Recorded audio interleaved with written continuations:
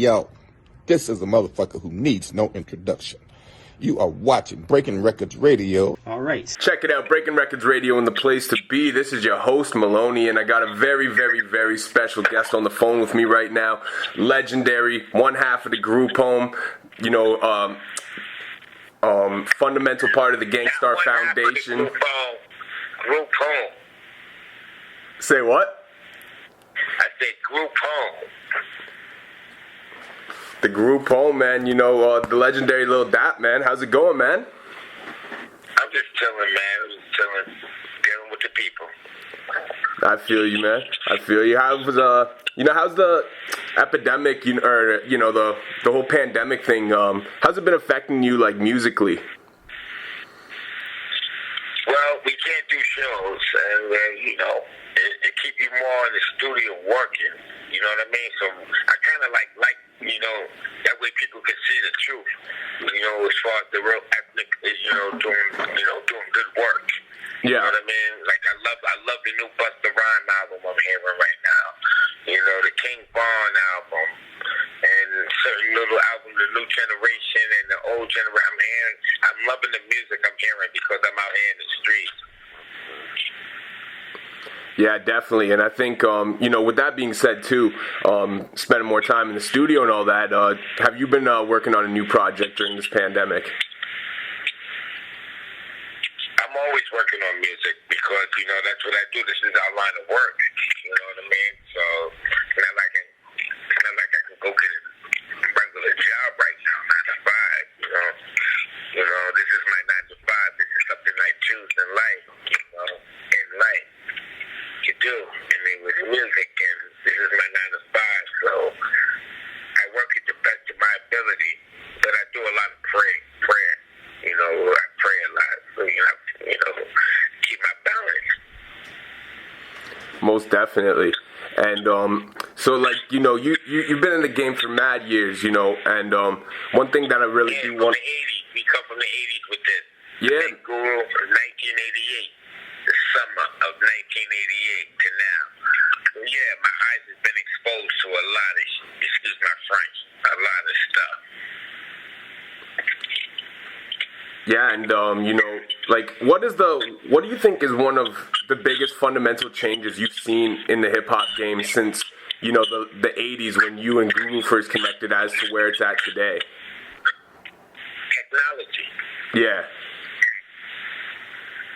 That's the biggest change. Technology. There's no, back the way I came up in this music industry, you had to put work in as far as, like, if I had to get on the train to bring this record to this DJ, and if he was in the Bronx or Manhattan or Queens or Long Island or Brooklyn or whatever, and if I had to get on the train or take a cab or whatever, you know what I mean? You were investing in yourself and your talent. Back then, now it's easy. I can sit in my house and just boop, boop, boop, boop, boop on the computer and do that all day. I got a hit. Yeah, definitely. And you know what? And when you say that too, I don't think, the younger generation, I don't even think can comprehend a world before the internet or the computer. But it's just like you said, like back in those days. They don't comprehend that shit because they don't know it. I don't even blame them. Yeah. I can't even blame them. I blame the old generation from not educating them on like what they're listening. Like we were taught. Like we were taught how we came in this music industry and things of that nature. So I don't even blame them, the young ones like that. There's a lot of old ones that just gave up. It's no more education, for the new generation. That's why they're doing what they're doing in the hip hop industry, and that's why they're using hip hop to do these acts. Yeah. So the old generation, they like suckers. They can talk all that shit because they want to now because they suckers. I'm out here. I'm in the streets with both worlds. Yeah. The new and I'm in the streets with the new and the old. So I'm watching all these niggas' footsteps. I'm like, oh nah, son, chill out. You fell back, nigga. Go sell houses. just do what you do, whatever. Leave this shit alone. Hip-hop ain't for you like that no more. Well, these little niggas ain't playing. Yeah. These my friends. These little kids ain't playing.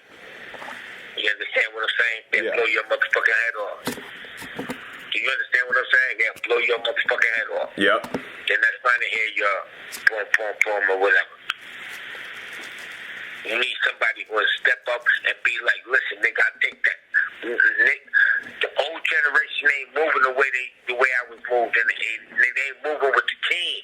Everybody just letting them do what these young kids do what they do. That's why they doing what they do. I respect these little niggas hustle. Don't get me wrong. You know, I respect it. Then again, I don't respect it. I respect it because no one's teaching them. Yeah. No one's teaching them. And then I respect it on another level. These little motherfuckers, they'll go. You know what a go mean? I mean, a nigga get, they'll go. Meaning you dead. Yeah. They'll go. A go. You know, right now, it's a go on the street. It's called a go. You go. That nigga a go. Just like in jail, that nigga a go. That buck 50, he'll go. You don't play with him. He'll go. Yeah. Pop you open. So that's how they moving on the streets with this rap shit. And this old niggas that come from that world and know ain't helping it out. You know, if y'all was helping it out, we wouldn't have a go movement on the streets. Everything's a go. That's why you see all these killers. Everything's a go. Go. And what? They living up to something. They living up to something that's not gonna take care of them. They living up to a flag. Yeah. A color. That's not gonna take care of them, son. And nigga, what the fuck is wrong with you? Nigga, you stupid, dumb, or retarded. Pick one of them. But this shit is stupid. Yeah. Well, that's one thing I wanted to ask too, like, because, you know, in the generation you guys came up in, like, we spoke about this a little bit yesterday, but it's like, you know, you guys had OGs, and OGs were kind of... respect. Everything was respect. Yeah. You wasn't a go back then. Coming up from late 80s, early 90s, all through the 90s into the 2000s, it was you know, some of these things was a respect level. You know, you couldn't be a go like that. Yeah. And do something like that because it would affect you and your loved ones. So you was one of those stupid motherfuckers. We wasn't fucking with you like that. Now, if I was fucking with you like that and you was a gold nigga like that, that means I gotta fix your problem. You know, I have to fix your problem. I have to fix your problem because you were used a certain way, you know? Yeah. Because we already know you wasn't mentally there, so people were using you. And that's what you're seeing in these streets. These suck-ass niggas are using niggas that's not mentally there and making them do these jobs and blow a nigga head off and do it. That's why you see this shit in the new generation and this new rap shit without nobody's putting their foot down. And that's actually what I wanted to ask too, like, because, you know, your guys' generation was very much, even like your guys' music, you know, the like Inner City Life and, you know, Living Proof and all these records are very much like, you know, it was a reflection of what was happening in the streets, but it wasn't glorifying it. You know what I mean? It was like kind of like there was an underlining message of like there's a better way. You know what I mean? It was a solution. Yeah. Not a solution. So therefore, there's no solutions right now. And a lot of these OGs that talk that shit, they get no, they don't want to speak that shit no more. They don't want to be like Farrakhan no more. So therefore, they're falling back. So therefore, you got only a couple of Farrakhans that's standing for rights and standing for people to speak truth and to help what's going on in the world. You know, because let me tell you something. Everything that's happening in this world, it was rigged. So these things have to happen. These things you seeing in front of your face, these things have to happen. It was already spoken about. The Creator spoke about it. Kids will be turning on loved ones will be turning like these young kids not respecting their elders. They don't care. It tells you this in the book of life. So these things have to happen. this is how you know how close the world is about to come to an end. Like, you know, you have to read the signs at the time. I know we all heard this word, signs at the time, and that's where we at right now, signs at the time. Yeah, definitely, man. And like, I was curious too. Like, do you have any insight on like where you think the disconnect happened? Because like, you know, coming up, like the hip hop I listened to was very big on wisdom. No. None of us know the disconnection when this happened. Yeah. It's called the signs of the time. Either you're in tune or you're not. To help spread the message, you know. So, you know, that's it. Yeah. All that other shit is irrelevant. Word, man. So in it. It's a good book to read. It's a good book to read, but I don't want to read that, and I can barely read. I deal with the heart. Yeah. It's just like a little kid. It's just like a little kid out there saying, Mister, do you have $1? Do you have a quarter? And you're like, where's your parents? Where's your mother? Where's your father? But yet you see this little 3-year-old kid on the corner asking for money. You feel compassion for that kid. Yeah. You feel hurt. You want to help him. You do anything in power to try to help that little kid. And that's life. Yeah, for real, man. You know, and so I do want to go back a bit too. Like you mentioned, you know, getting into this in the '80s with Guru and stuff. So I kind of wanted to dig a bit into the actual history there, because you were living in Brooklyn at the time when Guru moved there, right? Yeah. I met him in Brooklyn. Pardon?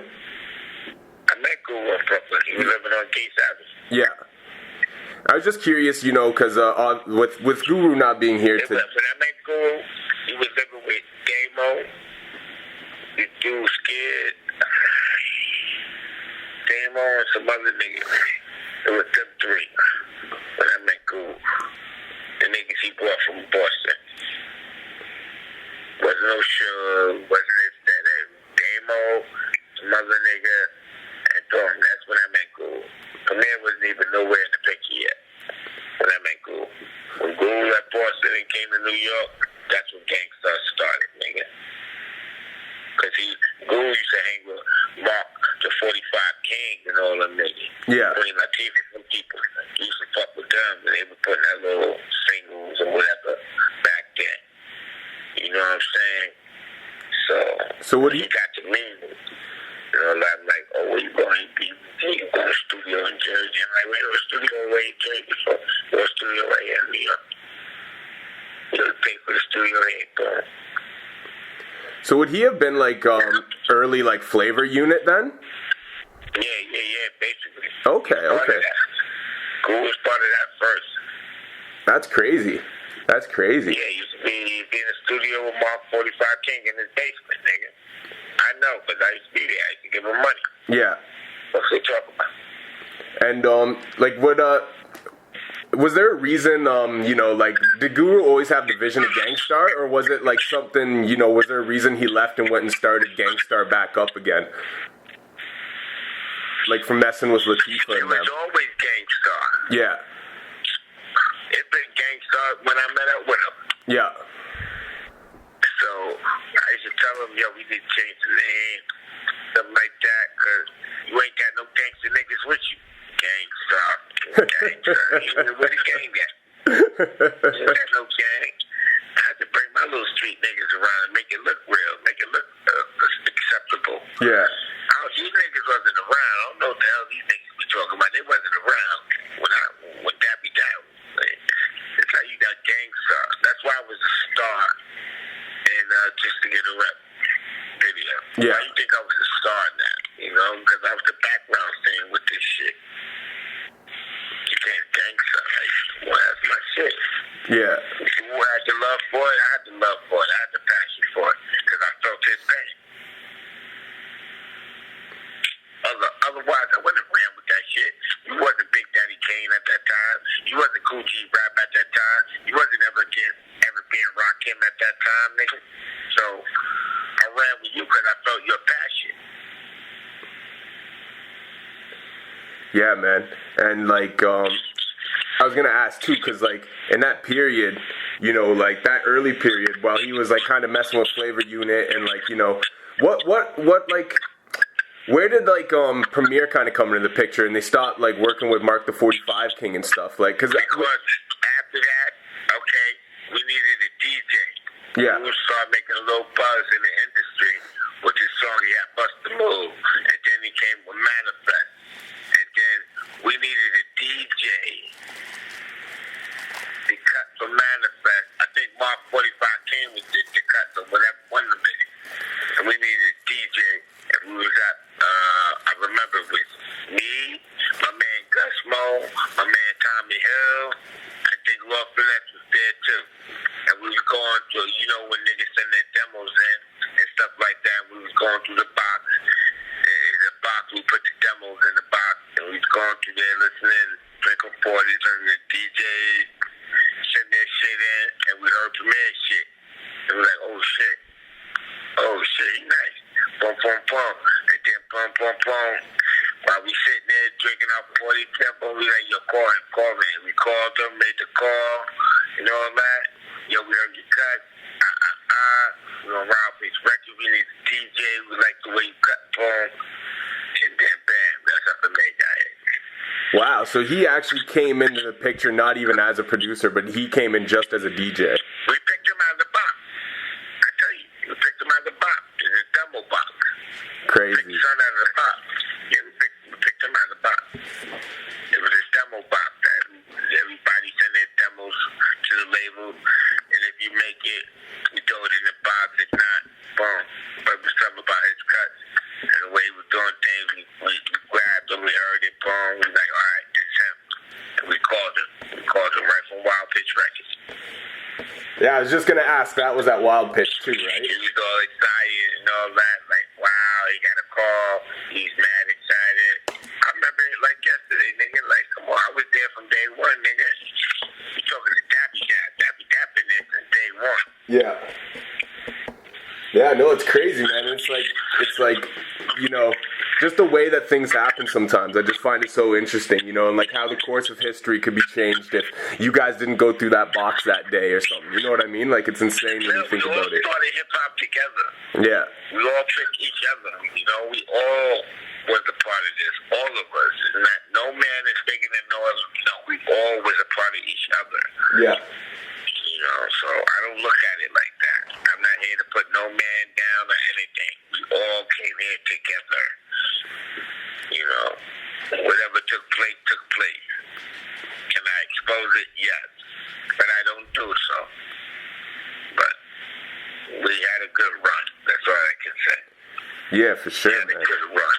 You got a good run. the Gangstar Foundation, that period of time, man, that all classics, you know what I mean? Everything you guys put out is classic material. Gangstar Foundation, we started that too.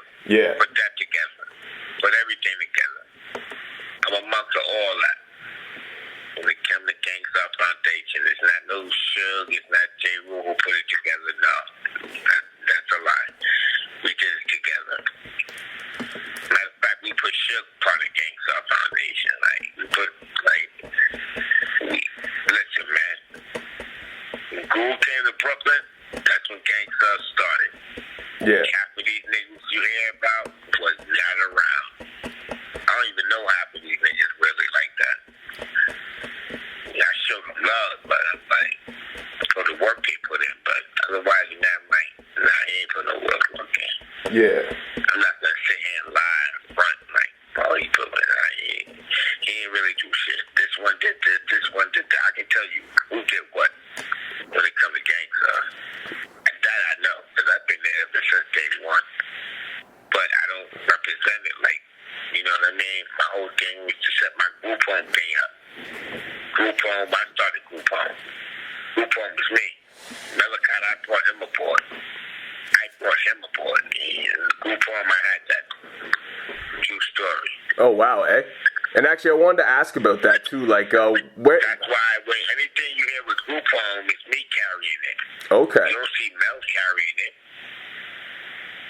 After the Living Proof, you see Dappy Dap carrying that. You don't see no Malakot carrying that. I just keep him alive because, you know, the unity and everything where we all come from. I keep him aboard with that. Otherwise, man, he already signed his dance rights over. You know, everybody know. You don't make music. He's not mentally there. He's gonna act to put a track together, and then that's what you'll get, and that's it. So everything else you hear from everybody else trying to make up lies and all these type of things, that's all lies, man. You guys need to stop that. I know you're getting old. I know you're getting senior citizen age right now, but that's not gonna bring you money right now. It's not about no senior citizen money. It's about that new money. These young niggas don't give a fuck about none of that old shit. Well, and actually, too, like, with you saying that, do you feel that, you know, because once again, this is another thing about, like, when I was coming up, but it was very, like, you know, it was like, it was almost to get into hip-hop, it was, like, almost like you had to kind of do your research. Like, you had to know the culture before you'd be accepted in. And nowadays, do you feel like that sense, like, I mean, it's obviously lost, but, like, do you feel that should still be a requirement for hip-hop artists to go back and understand and learn the culture and the history? Hip-hop is hip-hop. Yeah. It's going to be the way it's going to be. Ask me this. Why are these young people dying in hip-hop? Yeah. Ask me that. At a high rate. Young kids. This shit is supposed to save people's lives, not kill you. Yeah.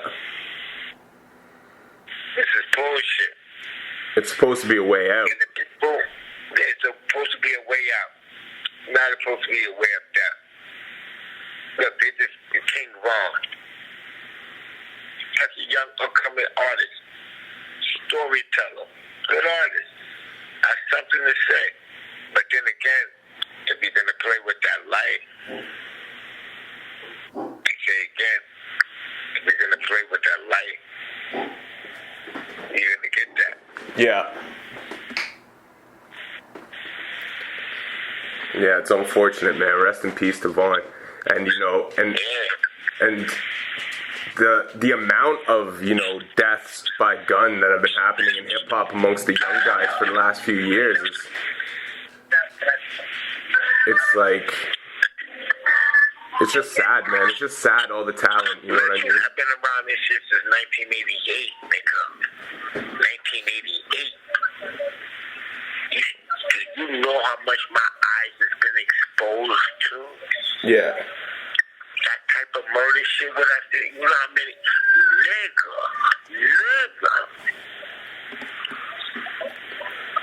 I'm talking about from 88 to now. Yeah. 88 to now. You know how many layouts I've seen like that? My brother was buckle up. Bum.